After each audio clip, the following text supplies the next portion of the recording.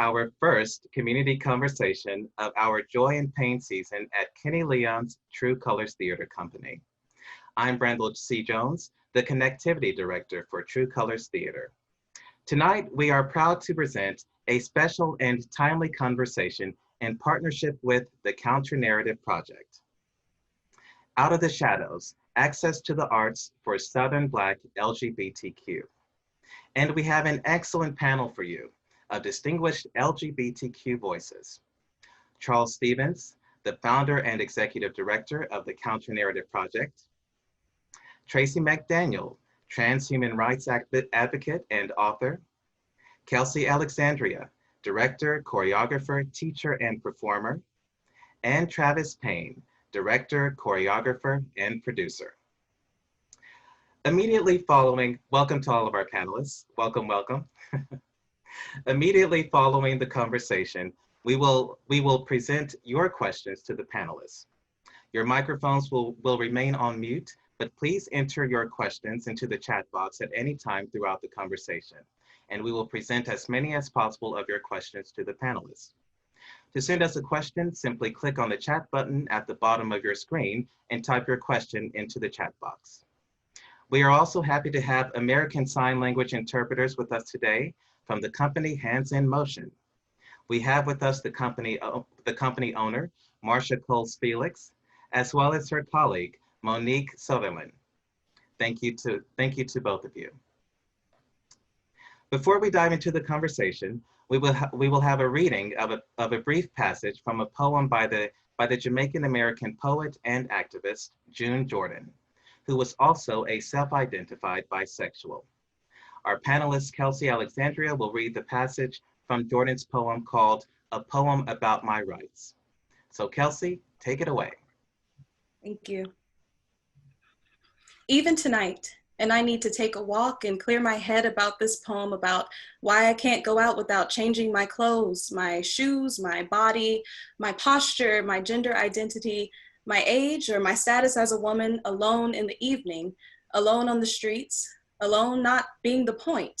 The point being that I can't do what I want to do with my own body because I am the wrong sex, the wrong age, the wrong skin, and suppose it was not here in the city, but down on the beach or far into the woods, and I wanted to go there by myself, thinking about God or thinking about children, thinking about the world, all of it disclosed by the stars and the silence. I could not go, and I could not think, and I could not stay there alone as I need to be, alone because I can't do what I want to do with my own body. And who in the hell set things up like this? I am very familiar with the problems because the problems turn out to be me. I am the history of rape. I am the history of rejection of who I am. I am the history of the terrorized incarceration of myself. I am the history of battery assault and limitless armies against whatever I want to do with my mind and my body and my soul. And whether it's about walking out at night, or whether it's about the love that I feel, or whether it's about the sanctity of my vagina, or the sanctity of my national boundaries, or the sanctity of my leaders, or the sanctity of each and every desire that I know from my personal and idiosyncratic and indisputably single and singular heart. Thank you. Powerful words. Beautiful. Thank you, Kelsey. Thank you. My first question is for all the panelists. What is the unique value of access to creative expression for Black LGBTQ? And is this access especially important and needed in America's southern cities? And feel free to share your own personal experiences. I'm happy to dive in. Go for it. Glad to be here. My name is Travis Payne. I hail from Atlanta, Georgia, and I've been living in Los Angeles for 30 years as a choreographer and director.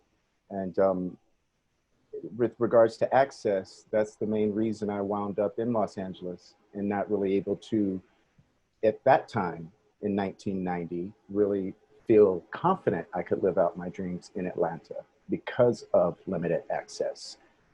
At that time, there was only New York, Atlantic City for some, and Hollywood, or cruise ships, you see. But it was due to, I suppose, there were some opportunities, but not very many at that time. So I found it necessary to move to the West Coast. But what I'm happy about now is that Atlanta and the South are bustling, you know, and is really Black Hollywood. So I'm happy to be a part of this panel because I think I can speak from what used to be a lack of opportunity to now this booming industry that we are coming to know.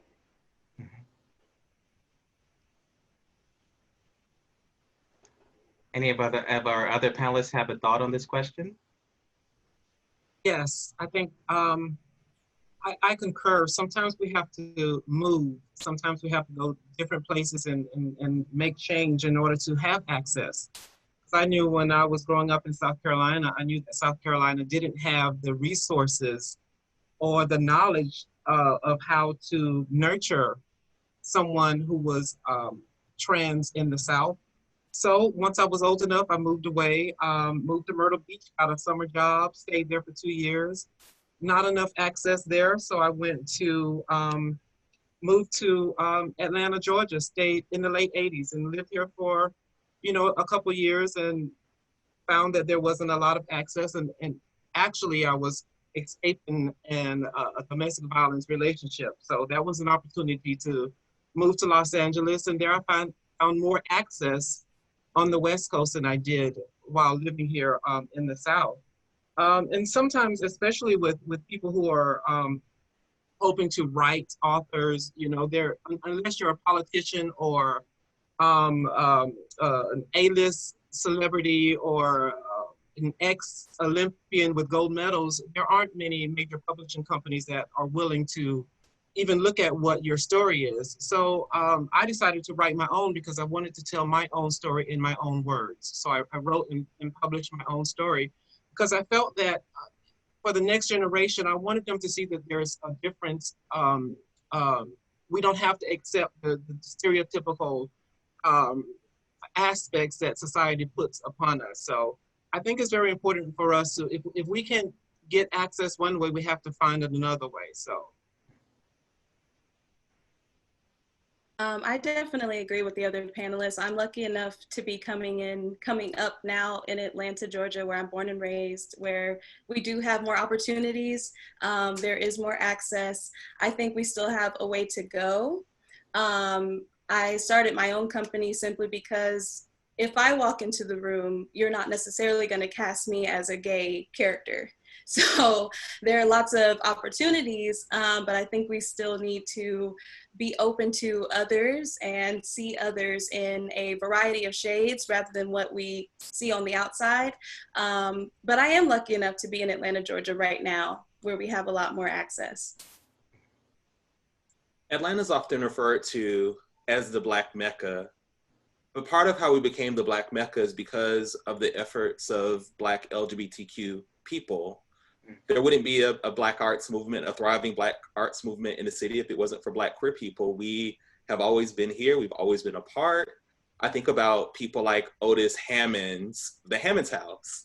I grew up in Atlanta, lived here all my life. Never knew that the Hammond's House that I passed on my way going to the West End Mall was, you know, the story of Otis Hammond's and how he was this amazing arts enthusiast and was on the board of the High Museum of Art.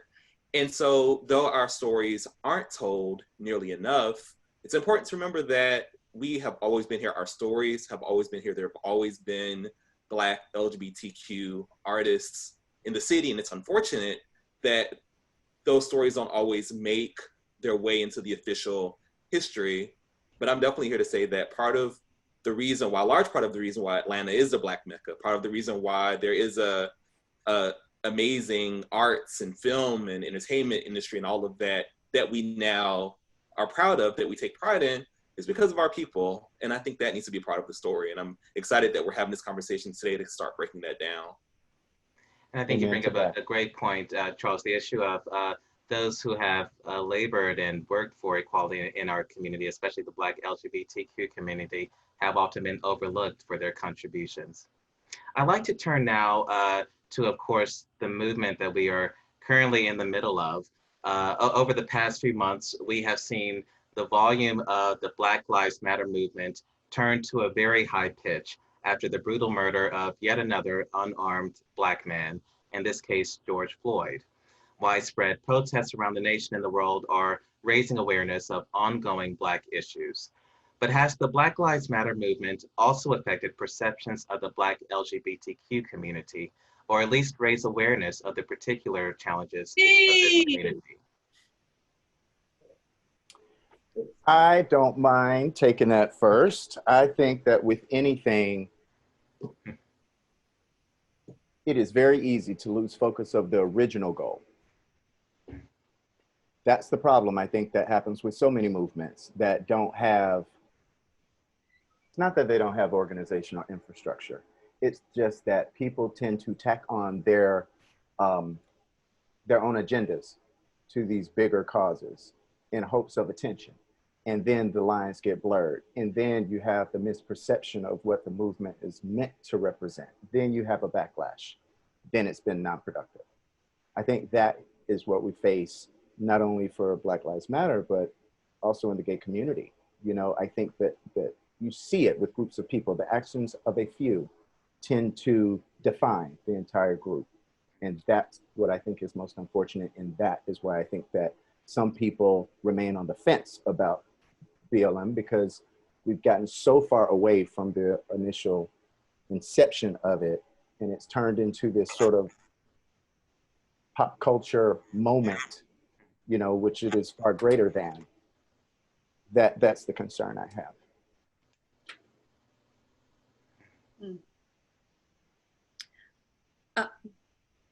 I don't want to speak. Okay, I think you're ready to go. I'm sorry. I think my biggest concern is that we tend to overlook the very people that lead these movements. Trans Black women, Black women, we overlook them. I have a poster right here, Queer Black Lives Matter. We go to the protests, we hear, say his name, say his name, say his name, and we forget that say his name is not even the phrase that we're meant to be yelling. It's say her name, because we are overlooked in this movement constantly. Going to these protests and having to fight about whose names we're even saying is a problem in itself. But the fact that we're not yelling Breonna Taylor, we are now, because it's getting a lot of traction. We're not yelling Tony McDade, or we're not yelling these names, and that's an issue. I think combining the Black Lives Matter movement with the queer movement is essential. I think it's always been essential, and I think we forget about our leaders, which is a big issue. I'd just like to concur with what Sister Kelsey just said. We have to include everyone. And what I would like to say is that Black trans lives matter also. It's unfortunate that Black trans women have been murdered at a rate of almost 2 per week since the first two months in 2017. And we've always been there. We've always showed up at the marches and the rallies for Black lives. However, the participation hasn't been nowhere near the same when Black trans people are being murdered. Almost every other week, it seems. And here it is now, we're approaching 30 trans women, Black trans women who've been murdered. So I think there's a sort of a discrepancy and you know, not enough focus from Black Lives Matter on Black trans lives also. With that being said, I think this is an unprecedented moment for us to do some major policy changes as far as community policing, access to loans for mortgages. You know, Black people have been redlined or whatever they've done over the years to keep us from access to those resources that are wealth building, for generations to come. We haven't had that opportunity because there are people who are oppressing us purposefully to keep us from reaching those goals. So it's up to us to come together, and when Black Lives Matter come together, Black trans lives have to also be at the forefront also, so. Amen. I mean, these are the women and the people that are lifting up the movement. There is no reason to put trans Black women in the back of your mind.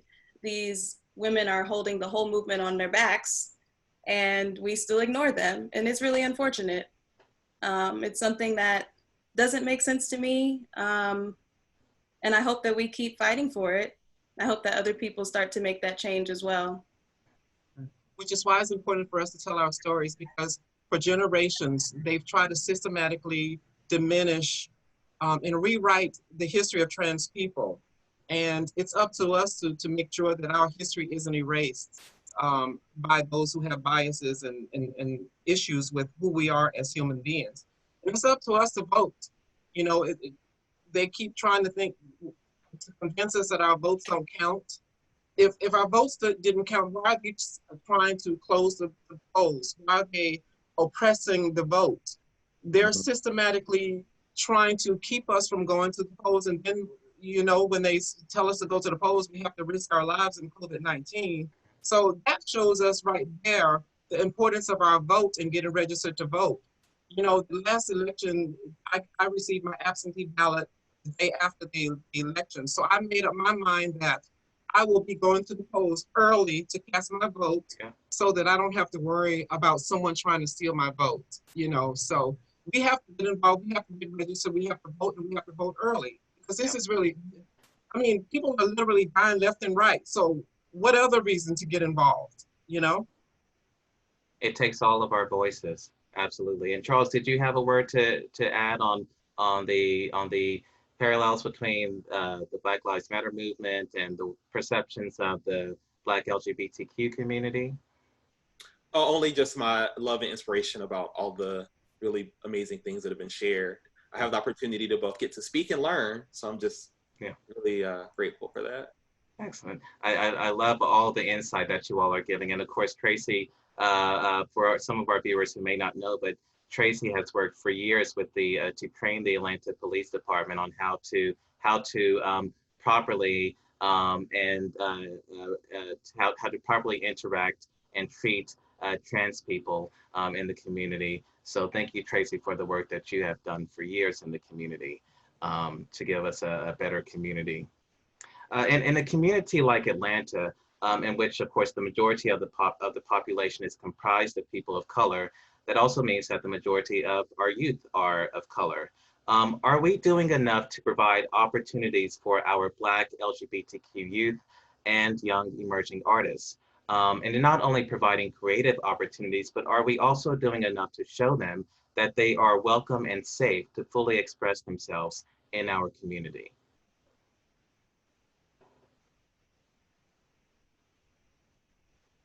Absolutely not. There's not enough being done. Of course. It's just, it's outrageous, really, the fact that we can be in a city like Atlanta and continue to fail Black LGBTQ youth. I think that there is absolutely not enough resources being provided to support that work, certainly not locally. I think that the local foundations should make it a priority tomorrow to begin supporting and funding leadership opportunities and support services for Black LGBTQ youth. I think the arts community also can be very involved. I think there should be opportunities for our young people to be able to tell their stories and also get them engaged in the arts. I think for me, well, at least for myself, speaking for myself, I'm grateful for my connection to the arts and to literature. I mean, I'm definitely one of the people that would say reading the poetry of Audre Lorde and reading the essays of Joseph Beam, it saved my life. It gave me a lens and a language to describe my feelings, and also the beginnings of a political analysis. My path to social justice was very much about the arts, and I think that's the case for many of us. So I think that we have a responsibility to make sure that, you know, our young people are being connected to the arts. And finally, I just want to say that I think that there just needs to be, I mean, there really just needs to be more opportunities to connect our young people. They need to know they live in a city with this tremendous legacy and history of Black queer LGBTQ arts, you know, they need to know that history as well, because I think that could also be an important part of them developing a lens and analysis and tools, really. May I say, this is a hard one. And I was pausing because as a young Black youth in Atlanta doing my thing, you know, gay was not the way, you know, so I escaped into my art. That was my safe place, my sanctuary. And it is what got me through a lot of hard times growing up in Atlanta, you know, in the late 80s. However, I think that as time has gone by, there's been a shift in some of the youth culture that I experience, in that they don't have the same regard for legacy and the same regard for their history as we would hope. So it makes it more difficult at times to connect with them in a meaningful way, because they feel sometimes that we may be out of touch. But the thing is that we've been there, done that. It just had a different name, you know? And so I feel like we are so much more alike than we'd like to think, which takes me back to a word that I wrote down. You said bias. I think in our community, the bias has been baked in because of the oppression, so that it has sections of our community looking side-eyed at other sections of our community and not embracing or, you know, or celebrating, you know, each other the way that we should be naturally. That's part of, I think, the problem and the disconnect, and why, you know, the trans movement has not been so embraced as I think it should be. I mean, I've had so many, you know, gay aunties growing up, you know, so it's just been a part of my life. So it was not a thing for me. I remember seeing RuPaul on Channel 17, like, you know, when I was at high school, you know, and so as an artist, it's okay. But when you take the layperson and ask them to identify with someone who's different and then them, it just gets hard. And I feel like until we can just realize that we are all one, we are all part of the same body, then I think we'll start to see some change. You know, our stuff is, I think, in our family first, and then we got to radiate out. We got to fix our homes first, I think, as a community, before we expect, you know, others to respect us the way we deserve. Sweep around our doorstep, honey. Yes. Period. I do think intersectionality is a little bit of an issue. Sometimes we do see things from our own lens, and we forget that there's more outside of our doorstep. I like that. But in regards to education, I think it's tricky. I'm an educator. I've worked in professional theater. I've worked in private schools. I've worked in public schools. So seeing it all differently, I think there are times when kids do have a little bit more of access, especially in Atlanta, to the arts and what we want them to see. However, we are not giving them the credit they deserve, especially Gen Z. They're on TikTok talking about Trump and Marsha P. Johnson, and they're talking about all these things that I didn't know about in high school. However, our higher ups are not allowing them to do these shows, playing queer characters, exploring their own sexualities. We're not giving them the credit that they deserve to know who they are and to learn about us and the people that came before us. So I think that can be a little bit of the disconnect. They're trying.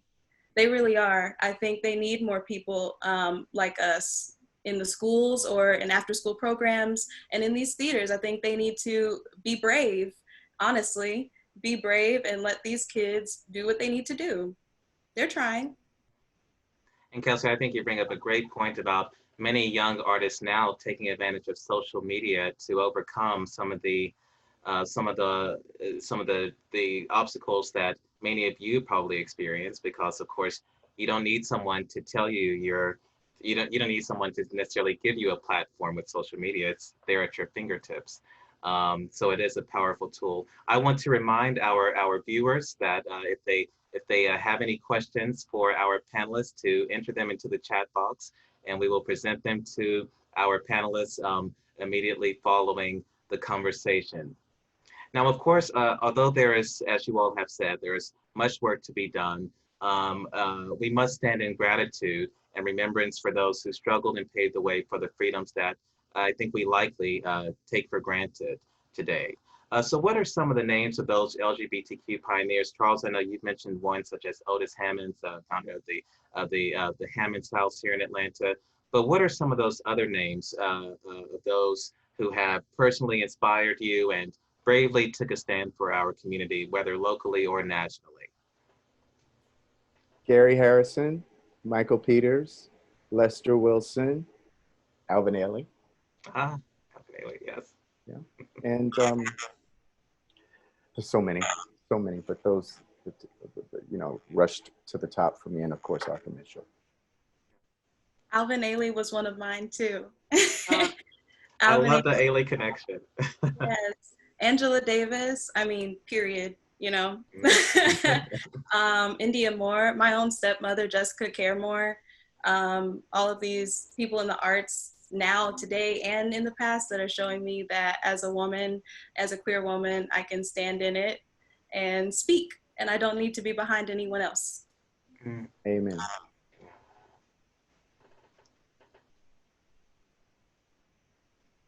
Tracee, Charles, have some names for us? Luther Vandross. Luther Vandross. There you go. Well, you know what? I have to start off with the local, you know, people that inspired me, that were on the battlefield when I came on the scene. Dee Dee Chambly, Cheryl Courtney Evans, may she rest in peace. And as far as celebrities and, you know, Hollywood, I'm so happy that we're seeing more positive stories about trans people, about our real lives, not the Jerry Springer stuff that we're so used to seeing. The producers, Janet Mock, the writers, Laverne Cox, you know, they're making moves, and they're not the stereotypical trans people that we're seeing on the screen. So Billy Porter, you know, so I mean, I'm really happy with the direction that we're going as far as trans people being featured in movies and television. However, there's still a lot of work to be done, so. I always describe myself as being the Atlanta checklist because I'm a Grady baby. I grew up in Southwest Atlanta. I grew up in Adamsville. Went to Therrell High School, which is right around the corner from where True Colors has its space. So I feel like I always say, I'm super Atlanta. So of course I have to start with Atlanta, which are the artists that have inspired me. And I would have to say Linwood Jenkins, who was an amazing, extraordinary playwright and performer. Dr. Shirlene Holmes. I actually took her class at Georgia State, amazing playwright, amongst many other things. There was an amazing writers group, writers collective, Black Ink. There was a Black queer writers collective. Tony Daniels, who was an incredible poet and organizer and HIV activist, someone I take a lot of inspiration from to this day, and Adoti Muse, and they're still doing great work. It's just interesting growing up in Atlanta and realizing right outside my door, there was this thriving Black queer community that I didn't even know about. But when I did enter into community, they were ready to accept me and embrace me. And so I still consider these folks part of my tribe, and I'm just so grateful they were able to pour into me. But I do want to just reference, we haven't talked about this yet, but I think if we're talking about Black LGBTQ folks in the arts, we also have to talk about the impact of HIV on our community, and that many of our ancestors and elders we're not able to be on this planet to share their stories and tell their stories because of how it impacted us. And I think the arts community, especially in Atlanta, is still very much trying to figure out how to grieve. And part of that trying to figure out how to grieve process and the trauma is, I think, been an inability to talk about or describe. And then you hear stories eventually. Thank goodness Beyonce actually at the GLAAD Awards shared a story about her gay uncle that died of HIV-related complications. So I think we're starting to find a language, but I think it's important that we're able to name that because that's such an important part of to talk about our community's experience. Agreed. And I'm so glad you mentioned the challenge of HIV in our community and the history, Charles, because I think about that a lot when it comes to mentorship. And of course, many of you have already mentioned the value of having someone, maybe it was just one person, who sort of gave gave you an example or a model of how to live, you know, a life as an LGBTQ person. And I often think that one of the challenges specifically in our community is that so many of those who would have been mentors to our young people and our emerging artists are not with us. I think these stories are so powerful. So I love for some of you to just share a story or two about a mentor who sort of gave you I guess, or showed you how to live your lives more fully. Well, Gary Harrison was definitely my very first mentor, and Not only was I a member of his Gary Harrison Dance Company, which is all native Atlantans, but that was the first professional work that I'd done outside of Northside High School in the tour show. So Gary also was very instrumental in, helping me navigate, certain emotional issues that I was dealing with that, young people deal with, juniors, seniors in high school, and, was very honest with us about the guys in the program about what the challenges will be that we face. And this was 88, 89. Wow. So, he did his best to educate us and just tell us, he said, 3 of us are in this room, in a dressing room. The odds are 1 of us will not be very soon, right? So that was how he tried to quantify what he meant to us. And, it turns out he was taken away from us very soon and after that. And, that's always just stuck with me, and I think has informed a lot of my decision making as far as just how to deal, and process. I try to keep my Southern roots, even though I'm out here on the West Coast, and, it gets hard at times. But I think that, having those kind of talks and those kind of experiences and that kind of knowledge to pull from and that sort of support early on was invaluable. And I'm always so forever grateful to him for that. And similarly, Michael Peters was taken away from us too. And I got to, be under his mentorship very early in my career. He came to Atlanta to direct and choreograph the Coca-Cola Centennial, and Northside got to be involved. And so our department, our arts departments in New York and LA dancers came together, and we did the big 100-year anniversary there in Atlanta. And so that was really the first taste of, grown-up artists, who were doing it on the West Coast and doing it on the East Coast. And that, I think those early experiences with Michael Peters, Gary Harrison, really, really helped focus me into what I was going to do. Obviously, the work that I'd gotten to do with Norma's Academy before that was invaluable too. But as far as male role models in direction, caution, and process, I look to them, that are no longer here. There's many others, but since we were at this juncture, I wanted to talk about them for sure, because that was, life-altering conversations that we got to have. Wow. Wow. Any of our other, Kelsey? Yeah, I actually have not been lucky enough to find a Black queer woman to mentor me. I went to a PWI, predominantly white institution, being in Atlanta back after teaching in South Carolina and going to school in that area. I just haven't found that, but I do have a community of people that I surround myself with that we mentor each other. Starting a business so young, my girlfriend has done the same. My friends around me uplift me, I uplift them, I hope. And we teach each other as we go.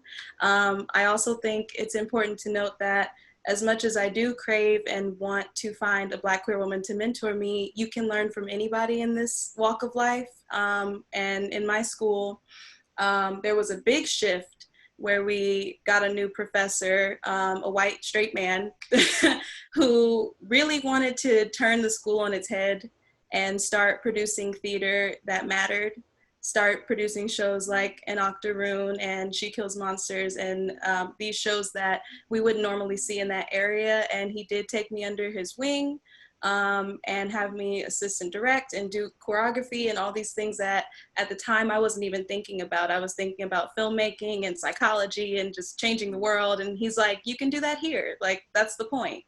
And it taught me a lot. So I am appreciative of that and all of the women around me that I learn from every day. My story is similar to Kelsey's. Growing up in South Carolina, I didn't have any trans people that I could use as a role model or mentor. However, I did have the perfect role model in Shiro in my mother. because she taught us how to take care of ourselves, how to respect ourselves. So as I moved out into society, I kept those values and the foundation that she laid for my brother and I. So when I was out there, she was my North Star. So that's who I moved in the world as if my mother was watching every step that I make. So I wanted to make wise choices. I didn't want to make her upset. Although growing up, I was a hot mess. I was fast. I thought I knew everything, and I was a mess. I ran away from home first time at 7 years old. So that should tell you something. Wow. So yes, my mother. Yes, that's my role model. That's my mentor. It's a gift. I would say my initial mentors were the writers that I read. So James Baldwin and Essex Hemphill and Audre Lorde and Barbara Smith and Cheryl Clark, and just the amazing, particularly of the 1980s generation of Black LGBTQ writers. They gave me so much, in addition to James Baldwin and Marlon Riggs and so forth. But my first sort of mentor figure in a more formal way was someone by the name of Karan Williams. Karan was a student at Morehouse. He started a gay student group on the campus of Morehouse in the mid-90s called Adoti Morehouse, or Morehouse Adoti rather. And he went up and he went to war, he went to battle, he fought. And I think through him, I was able to see both the triumph and the joy of the battle, but also to see the other part, the consequence, the emotional labor, the hard parts. And so through him, I was able to see just like what it meant to be in the fight. And I am so grateful that he poured into me. I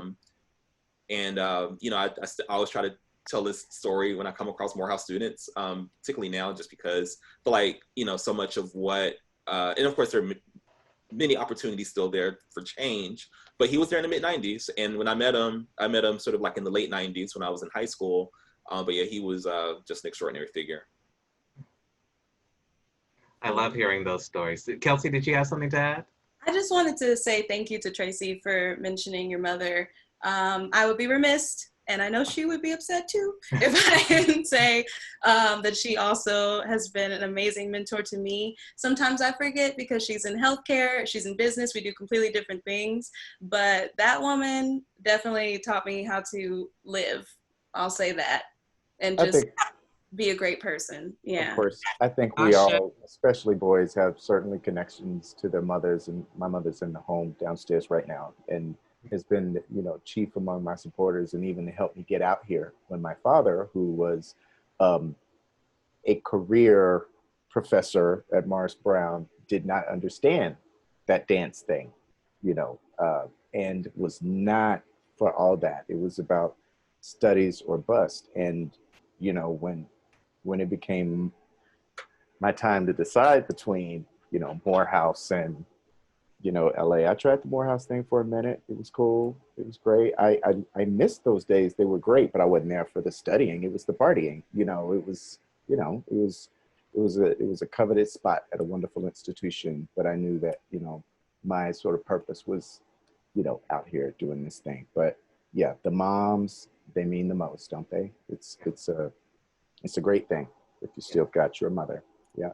And my mother always tells me, and I remember, and it's like you were saying, Tracee, think about what your mother would think. And when in doubt, call your mother, ask her opinion. She won't steer you wrong, or she's gonna tell you what you need to hear anyway.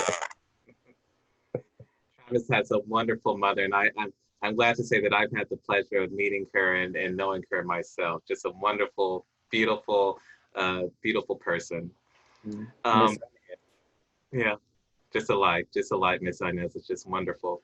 Well, thank you all for sharing your stories of mentorship. And I want to go back to what we have touched on already, which is solutions for equitable access for Black LGBTQ in our community. And you all have already touched on this. You've mentioned the funding issues. There's a need for more safe spaces.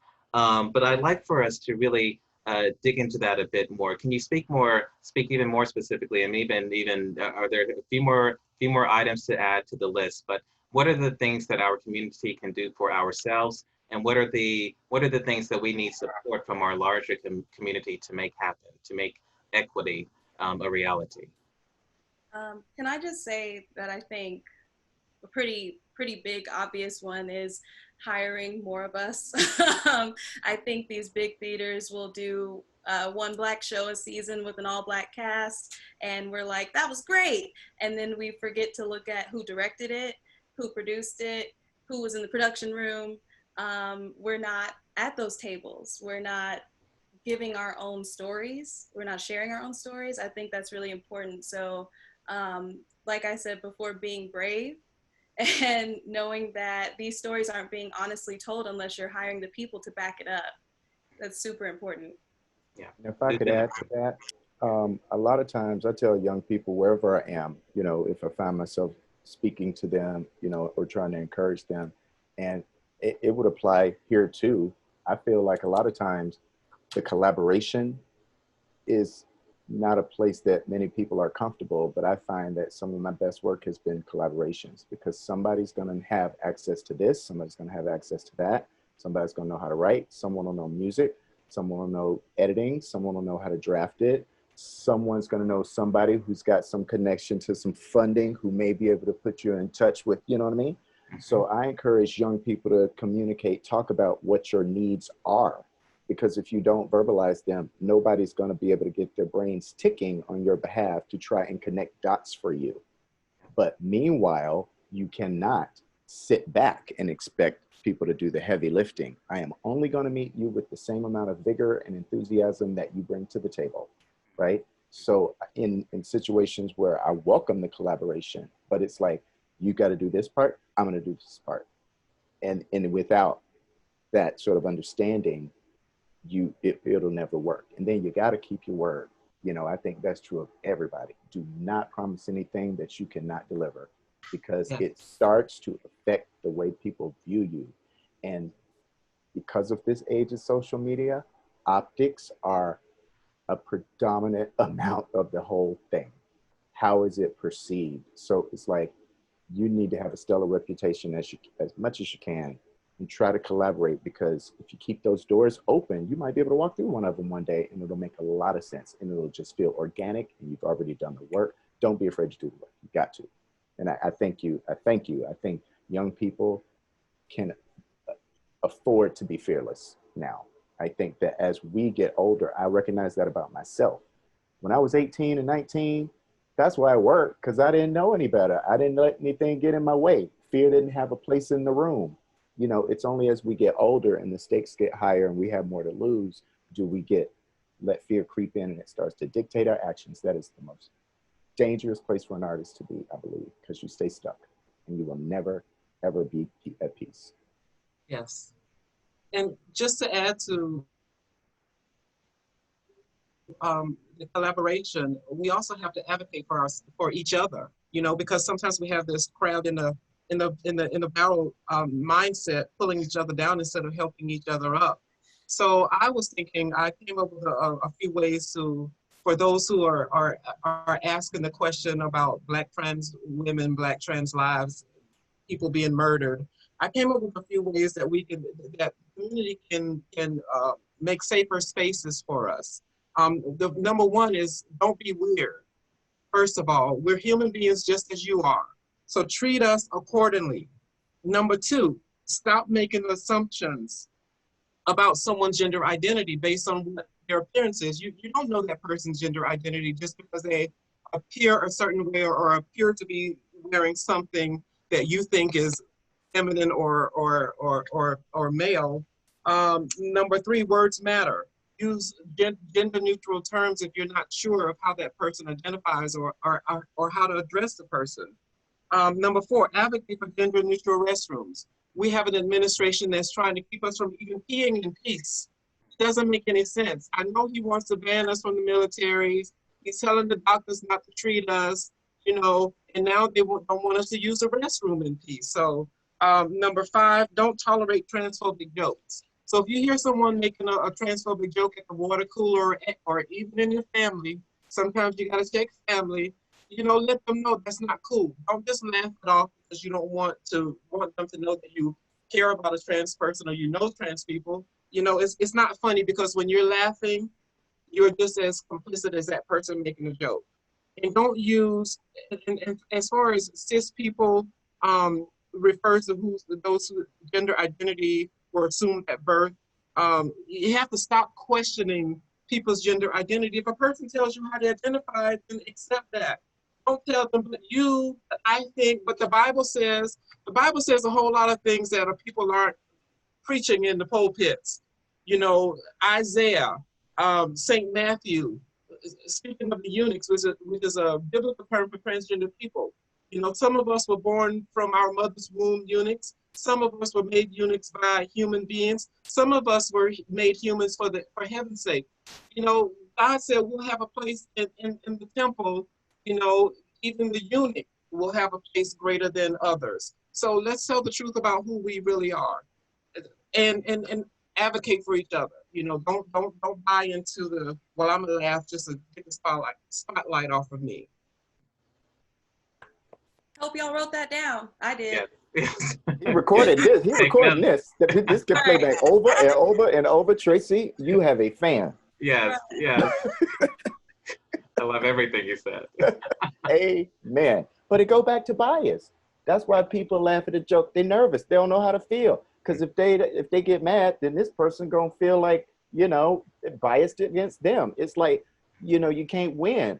And I feel like that's the problem. The bias has been baked into our communities by design.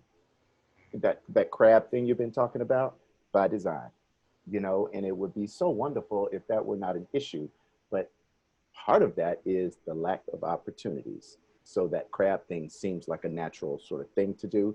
That's why I'm saying that it should be less about people's approval and more about our own sort of self-sufficiency and empowerment. And so those collaborations, gay people, straight people, whoever, Black people in particular, if you can find and commune and figure out a way, some way, that's what I'm talking about. Because really what matters is not the check, the royalties, the IP, the ownership of that property. Many things can send you a check, not many things can give you wealth. From my perspective, I would recommend, one, that there is funding made to support Black queer art. I think the Community Foundation has an excellent model that they've been evolving in terms of a greater commitment to racial equity. So I think perhaps, I think there's an opportunity there to support and really be intentional about funding Black queer artists and Black queer art. Two, related, that there are Black LGBTQ folks that are part of the grant review, that are grant reviewers and also at the table to review the grants and make the decisions about who gets funded. Three, I would absolutely propose that there are fellowships and leadership pipeline programs to support Black LGBTQ folks becoming arts leaders in the city. So not just on the stage, although that's extremely important, but also in leadership roles and senior leadership as well. Not just frontline, but senior leadership in the arts institutions. And finally, I would recommend that there are programs to support arts writers and critics that are Black LGBTQ folks. I think a lot of times when we read reviews of shows and we read you know, people like critiquing our work, is not always coming from us. So I think there should be opportunities in some of our great publications in the city and some of the great platforms to support arts critics that are from our community as well. I definitely agree with advocating for ourselves and doing things ourselves. Obviously, as a Black queer woman, my whole ideology is do it yourself, make it happen. It's right here. It's why my business was started. It's my motto, my key to life. We need to support each other. And I think any opportunity you have to educate the youth, educate children, even if you're not actually in the schools, we all have children in our lives that we can think of right now, probably. So just any time to be a leader to them. Representation, everything that I do as a director, choreography, even the smallest thing, it has to have some semblance of us and Black people, queer people. Any bit of intersectionality I can inhibit into it matters to me and matters to everybody that sees it. Yeah, and advocating for yourself. I love that for all of us. Amen. Amen. Got to. I love that. I'm taking notes, and I hope our audience is taking notes as well. This is exactly what our community needs. Well, my final question for you all before we get to the audience questions. All of you have, of course, distinguished careers, and you have achieved truly enormous success. But of course, you all have not. We're not always in the positions that you are now. If you could go back in time and give only one piece of advice to your teenage version of yourselves, what would it be? Their opinions don't matter. Mm. Period. Love that. Love that. That's a great question. I think the advice that I would give myself is trust yourself, trust your intuition. So yes, trust in yourself and trust your intuition. Don't be fearful. Take that class, go to that audition, and learn more about yourself. The things that make you different are the things that'll save your life. No is okay. And I'd also like to add on to that preparation. Prepare. Know what you're talking about. Be prepared to give your side of whatever the conversation is. So preparation. My mother has one for that. Prior planning prevents piss poor performance. Yes. And I have one. God propels prepared people into their purpose of destiny. That's one of my mottos. Yes. Beautiful. Beautiful. If you stay ready, you ain't got to get ready. Yes. There you go. There you go. It's true. Oh, this is excellent. I'm so glad this is recorded so that I could just absorb all of these nuggets of great insight and advice. Well, I want to thank you all for answering my questions. You survived this part of the conversation. Well, for our viewers, if you enjoy stories of the Black experience, as well as the productions and programs such as this conversation that are presented by True Colors, we encourage you to consider making a donation. Simply go to www.truecolorstheater.org and click on the donate button in the top right corner of the screen. And we'll also put a direct link to our donation page in the chat box to make donating as easy as possible for you. And now, let's get to some of the questions from our audience. Let's see, and I see we've had a few come in here. Okay. All right, the first question, I know that we touched on this, but perhaps you all can expound on this. This is from James McKissick. James McKissick, hello, James. I know James from Chattanooga. He's a phenomenal arts advocate and artist. So James says, what are some of the ways that we can make ways for ourselves and younger Black LGBTQ folks when we are in majority white art institutions? And then he says also instructions, or I guess if we're being instructed by a majority white leadership as well. So I know you all touched on this before, but feel free to add anything to that. I can say master it. Master whatever you're being taught. It's going to pay off some kind of way.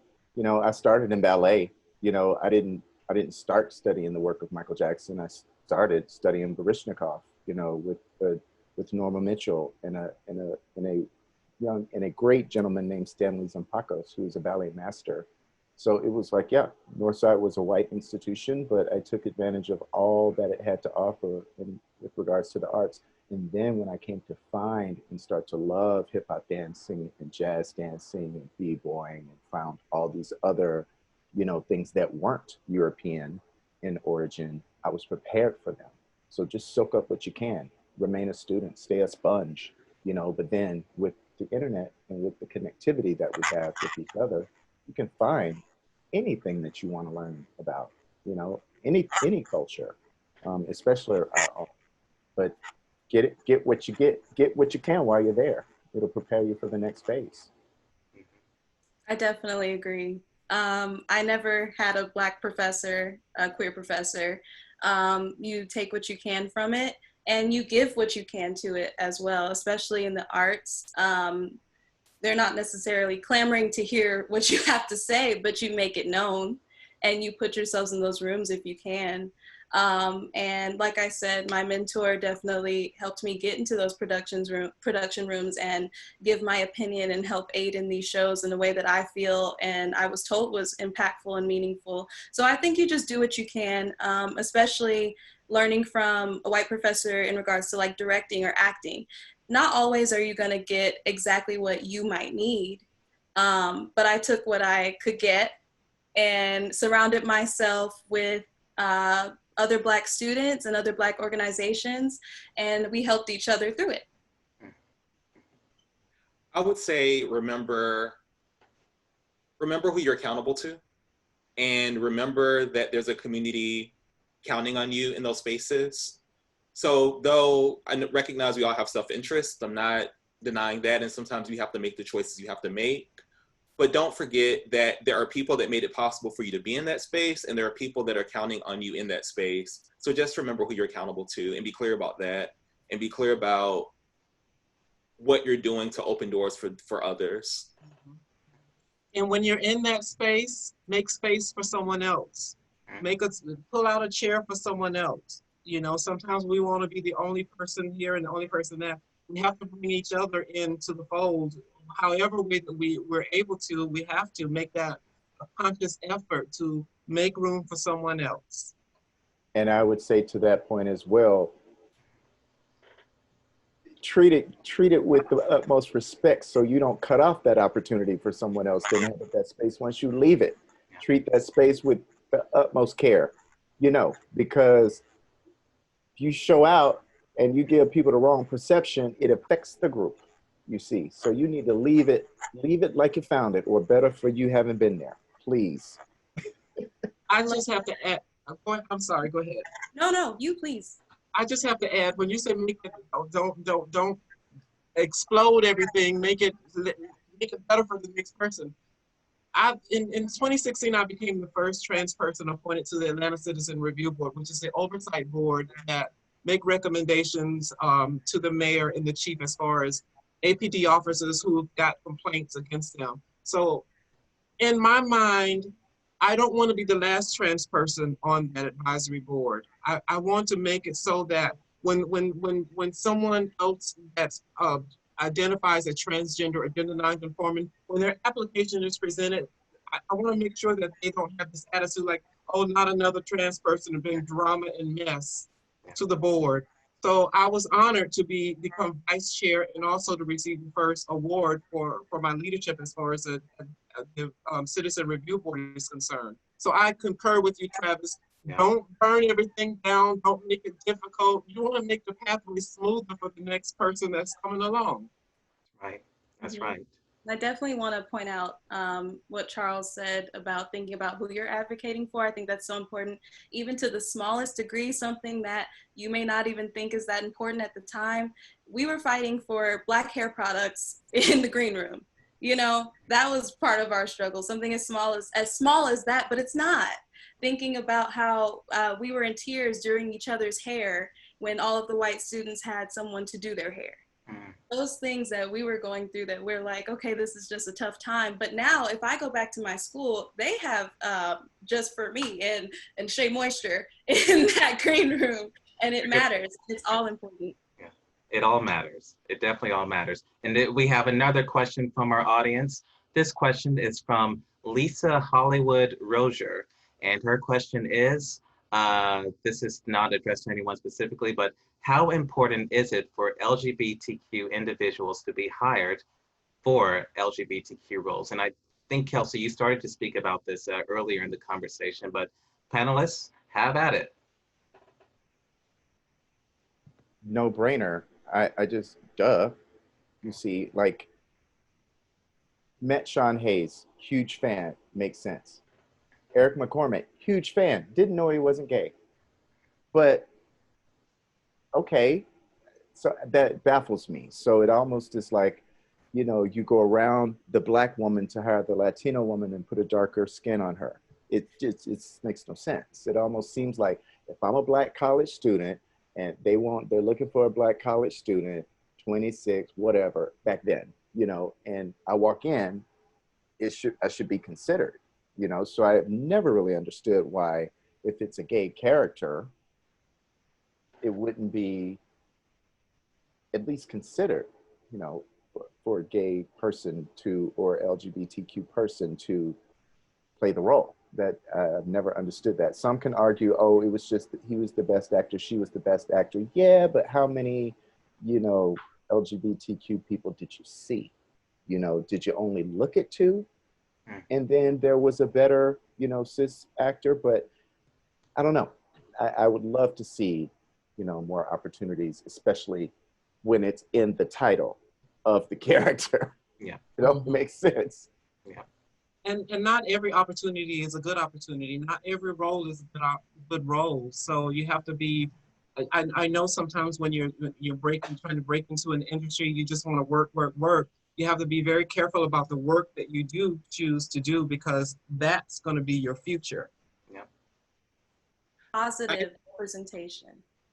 That's what we're looking for, and being able to play ourselves and tell our own stories. And I think that speaks to what we were talking about earlier with actually being in the writing room, actually being on the production team, so we can open those doors for other people. Yeah. I guess for me, the answer is it depends. Like I do a lot of fantasy casting in my head, and, you know, God, please let there be a Essex Hemphill biopic one day. And I'm like, there's one person, one of the people that's at the top of that list for me would be Michael K. Williams, and I'm not sure how he identifies, but I think he would just be the perfect Essex Hemphill. And I mean, for me, there's this actor, Malcolm Barrett, who would have to play me. I'm sure he's straight. So, I mean, I think it just depends. Like, I mean, I think it just depends on but yeah, I think it should be a strong consideration. Like, I don't think it should be not a thought. I mean, I think there should be rigorous discussion. But for me, I'm also just very interested in what's happening in the writers' rooms, what's happening with the showrunners, what's happening with the producers, and things like equity on that level too. Understood. I think, I mean, more so if it's not about the likeness and finding someone who resembles so keenly, you know, a person they're depicting. But if none of that is any consequence, I would love to see more opportunities, just because, you know, I think that we're able to pull from a wealth of knowledge that, you know, our straight counterparts don't necessarily have, you know. Yeah. That's that. Yeah. Those are excellent answers, and that's great feedback. And I think you all touched on the fact that it's a number of factors involved with the opportunities that are given to LGBTQ performers. We have another question from this question is from Daryl Grant. Hello, Daryl. Daryl interned with us, and he's wonderful. And his question is, do you all find that there are more opportunities for LGBTQ artists of color now because of an increase in virtual performances? And if so, how do we find these opportunities to share with young artists?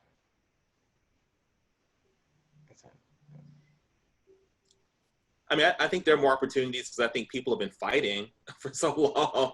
Like, I think that, I mean, yes, the medium might have created more accessibility, but I also think, you know, there's just been a lot of arts advocates that have really gone to bat for advocating for, you know, Black LGBTQ people. So I think that, I feel like that's a part of it too, like just the importance of representation and visibility. Certainly, I mean, just myself in Atlanta, like I've absolutely been advocating for Black LGBTQ artists in the city for like forever.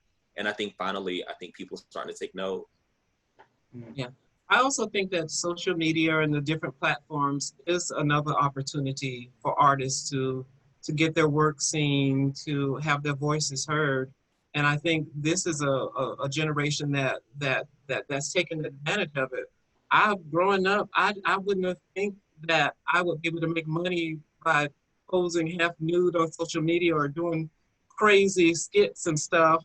So this is an amazing opportunity. If you have the drive and the will, and if you don't take no for an answer, you'll find a way. And with all the access now to social media and those platforms, I think it's an amazing opportunity. Agreed. It's allowed a lot of people to break through that might not ordinarily have.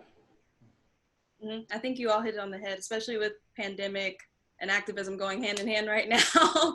We have no choice but to create these spaces for ourselves like we're doing right here, right now. So I appreciate it. I definitely appreciate this. Excellent answers, excellent feedback. Another question from an anonymous attendee. The question is, do you all feel you had to suppress who you are as a person or how you identify in order to get where you are professionally? For me, Absolutely not. well, No. for me, I just think that I have never led with my personal. It has always been about my professional persona. I've never really, if it helps you make sense. My father was born in 1921, right? So he was 50 when I was born.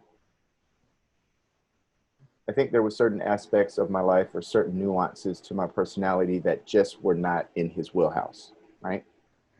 So out of respect to him, you know, there was a certain decorum that a young man is expected to have, you know, especially the son of Dr. Payne, you know? So I think that it wasn't that I hid who I was, but I knew what the expectation was of how I was supposed to behave in public. So I think that that's good. It goes back to what Tracee was saying, think as if your mother is looking at you. So, you know, that just was me being, you know, I just never made my personal life part of the conversation, you know? So if by omitting certain things, then perhaps, yeah. But I think that I have put forth an image that kept my profession at the forefront of it. It's less about personal statements for me growing up. And as far as I'm concerned, I never hid who I was. There was no way that I was going to be able to hide who I was, you know, because I am who I am. And, you know, once my mother and I got over our challenges with my gender identity, once I had her support, my family's support, that was all that I needed. I didn't have to hide and pretend because I was prepared, because I knew that I had a soft space, you know, to go where I was going to be loved and accepted and not kicked out of my home, out of our home, and be ostracized from the family. So I never felt that I had to hide myself because that's who I am. And either you accept it or you don't. I'm a trans woman. Accept it or you don't. It's your choice. You know, move on, but let's be respectable and respectful to each other. And a beautiful trans woman at that, period. Yes. Yes. Period. I think it's a privilege in itself that I don't have to think about that. You probably aren't gonna look at me and assume that I'm gay. You're not gonna assume whether or not I'm cis or trans. So I don't have to think about hiding my identity. I also think it's unfortunate because I would like to be considered for these roles that represent who I am and what I believe in. But I don't think it would be fair to act like it's not a privilege, that when I walk into the room, I don't have to think about hiding it. I think about the this James Baldwin interview where he was asked what it meant for him to have grown up poor and Black and homosexual. And James Baldwin responded, he felt like he hit the jackpot. And I think that that was kind of my experience, where once I decided to lean into all the parts of myself, use them as my superpowers, if you will, I think that's when I really started to channel some serious creativity. I think that's when I became more confident as a leader. I think that's when I found my voice. But also, you know, just to invoke parents, you know, my father also had me later in life. He was born in 1923. He had me when he was 57. So I was born in 1980. And the last words he spoke to me before he passed away was that he loved me, he was proud of me. And so, I mean, it was just never, you know, I had these parents that, you know, you had this little gay son that was running around playing with dolls and reading books and just a lot going on, but they went with it, you know, and they never, you know, I didn't grow, I mean, certainly I don't know if they were ready to throw me a parade for being gay, but, you know, they accepted me, particularly my father. And he was a third grade education, grew up in Summerhill, you know, back in the day in Ellenwood. You know, ain't never took no Chris studies class, ain't never read no, you know, he was just like a regular working class black preacher at that.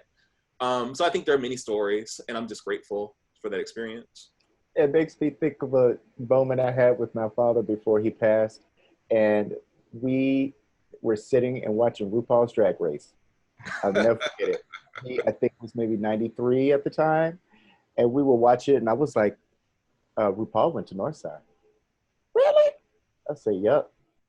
And so we just watching. He's pretty. He understood what was happening. He got it. He got it. And I said, yes, he is. You know, it was good. So I think at that time, you know, he became very open to what was real, you know, and wanted to see all of his kids be happy. But in that moment, it was just very telling. Like, he was really cool. And he was always nice to my friends if they had good grades. It didn't matter who you were. It didn't matter if you know, what side of the fence you swung on. All he cared about was them grades. I couldn't be around nobody that didn't have good grades. So some of my most treacherous, scandalous friends I got to hang out with because they got good grades. And he thought RuPaul was pretty. I love that. And Kelsey, yeah. I'm sorry, I don't want to derail from the conversation. I just really wanted to thank Travis for bringing up RuPaul. And I know that RuPaul is not everything to the drag community, not everything to the queer community, but so important in our households. I know that my mom is a lot better about me being gay, and I'm very thankful for that. But there was a lot that we had to work through when it comes to talking about gender identity and stuff like that. Not that she's not accepting of it. There's just a lot of things that people don't understand. So being able to sit down and watch shows like that and talk about it, and whether the he or the she or the this and the that, that doesn't matter, Mom. And now she's there. So I appreciate it. Yeah. And I just want to add, RuPaul is a revolutionary trailblazer. So there you have it. Yeah. And should be studied as far as that business acumen. Oh my God. I mean, the branding, the marketing. I mean, that one show has turned into like 15 different projects. And being the executive producer on all of them. Period. And an album to go with it that you can get from RuPaul.com. What? You know, self-sufficient. That's what I'm talking about. Been doing albums. Right. Direct market, like at the beginning of .com. But we have to start talking about Star Booty before RuPaul in that era. There you go. It goes way back. Yeah, I love the answers from all of our panelists, and that's just the mark of a great question from one of our audience members. I want to do a quick shout out. One of our questions earlier was from Lisa Hollywood Roger, who was in our production of Holler If You Hear Me, the Tupac story. So just very very lucky to have her tuning in. Another question from our audience. This is from Lanessa Marquis, and she says, the phrase "build it and they will come" seems to be easier said than done. How do you deal with the failures that come with building something from the ground up and not take those losses personally? Keep going. Keep trying. Get up and try again. Keep going, honey. Don't give up. Mm-hmm. You're definitely allowed to feel down and upset, but you keep moving because there is no other choice. People do come. We've just seen that. Like I said, my company is pretty new, the BlackOUT Company. We did a charity event for transcending barriers and lost and found youth. And there were so many people that came that didn't even realize that this was something that I do or that my company does. And they wanted to hear more. They wanted to know more, not just for Black youth, but LGBTQ plus youth, which is the goal. So you keep doing it so that they do come. Well, you know, we also, and I love, you know, I'm an Atlanta native, I love my city, but I think we also live in a city of glittering success and triumph. I think it's very hard to be vulnerable enough to talk about our failures. The unfortunate thing about that is if we aren't able to talk about, if everything we talk about are the big successes and we don't talk about the things that didn't work out as well, we're not able to teach those parts of the lessons too. And so I just hope that we're able to create spaces where we're able to talk about the things that didn't work out so well, the amazing ideas that we had that just couldn't quite manifest the way we wanted to, the heartbreaking defeats, the things that we put our blood, sweat, and tears to. I mean, certainly I do believe in resilience, and you got to get up and you got to fight the good fight. But I think it's important that we're able to share all the parts of the journey. And I know sometimes it's hard to be vulnerable enough to really talk about those things, but I think we have to, because I think there are amazing lessons in that. Charles, I think you make a great point in that if we only see the glittery success part, people don't understand that there is just as much, if not more, no's that are just going to come, and it's par for the course.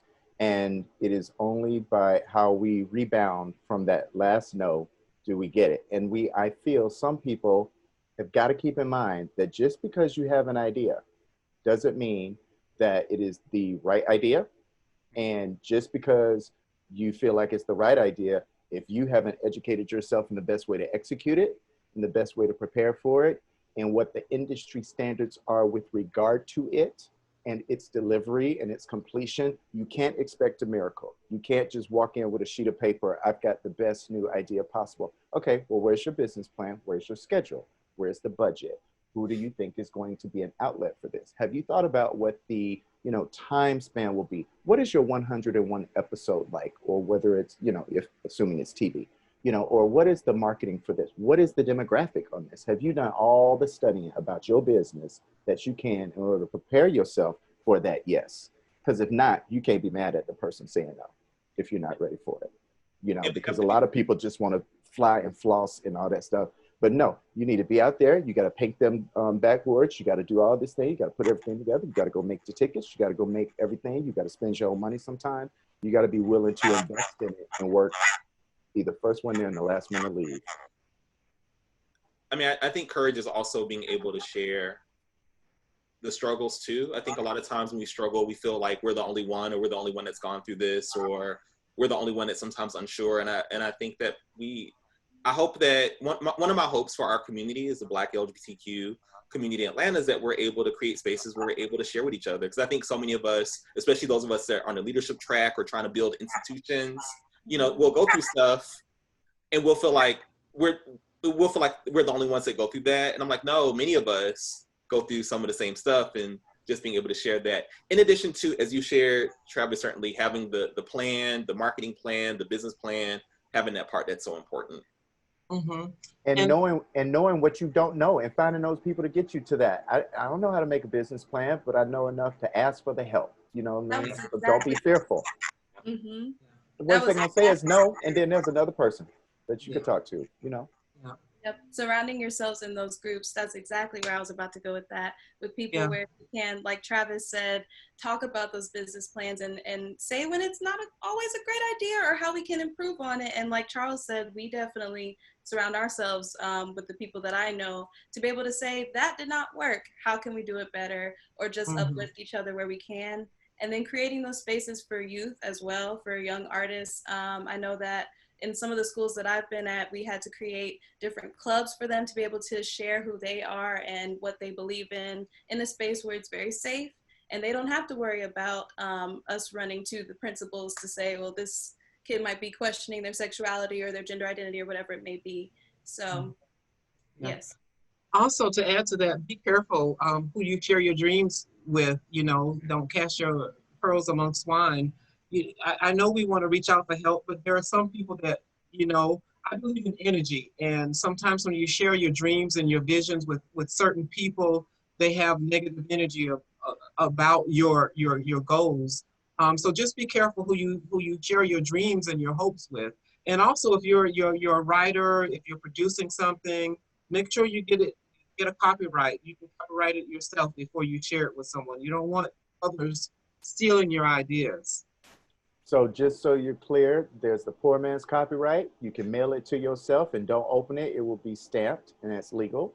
You can do the Writers Guild. You can do Library of Congress, to protect your work. If you feel, some people don't sign NDAs, they just don't, and they don't mean anything unless you're going to enforce them. So like Tracee said, use your instinct. And if the person energy don't feel right, only give them the basis of the idea. You don't have to give them all the thing and tell them every single page and every single character. Nobody cares anyway. They just want to know how much it's going to cost, how long it's going to take to do it, how much am I going to make back, period. You know what I mean? Don't bore people with the minutia. Almost lead with the business first. There's no shortage of good ideas, just execution. Well, I hope our audience is taking notes because this is some really, really great advice here. And we have time, just a few more minutes here. We have time for one more question, one more audience question. And this is from an anonymous attendee. And the question is, are you hopeful that we will get there? Have to be. We have to keep the faith. Absolutely. Without hope, what do we have? Yeah. Absolutely. I think working with young artists and the people that, I mean, I know we say we're in our own bubbles, but the people that I do choose to surround myself with, like Tracee said, energy is so important. And I do think we're going to get there. We are I'm just getting so, there. yeah, we're getting there. And I was just going to say, I'm so pleased to have met all of you. I mean, Charles, you're brilliant. I can't wait to talk to you offline. I mean, Kelsey, you're gorgeous. I see your future. You are just shining. And then Tracee, I'm getting Tracee t-shirts, okay? I want 7. Beautiful, darling. One last word, Charles? No, I agree. I'm optimistic. Yeah. Very much. Yeah. I'm so inspired by all of you. And before we go, although of course I know we could easily talk for another hour or two, that would be fabulous. But before we go, our artistic director at True Colors Theater, Jamil Jude, would like to share just a few words. So Jamil, take it away.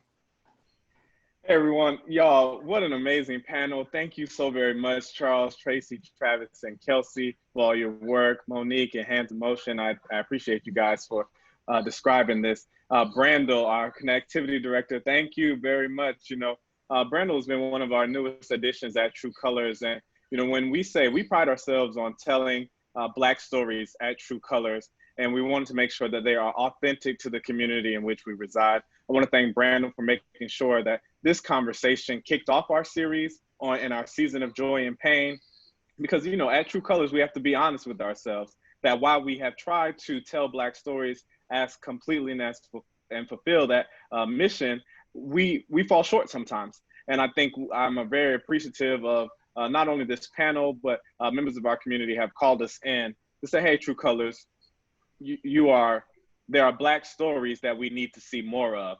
And I'm really thankful for this being just another step in our evolution as a company to continue to make sure that we are representing the fullness of the Black experience. Y'all, I'm so happy that you all have rocked with us at True Colors. This is my second season at True Colors as artistic director. And while it feels so weird to not be with you guys and be able to put my hands around you and hug you and say hello in the lobby like we normally do, or how these community conversations normally feel. This one has been just as amazing, just as fulfilling. I know my notebook is full. We've been giving Tracee a lot of love, but there is not enough love that we can give to Tracee and Charles and Travis and Kelsey for all of their amazing gems that they dropped here.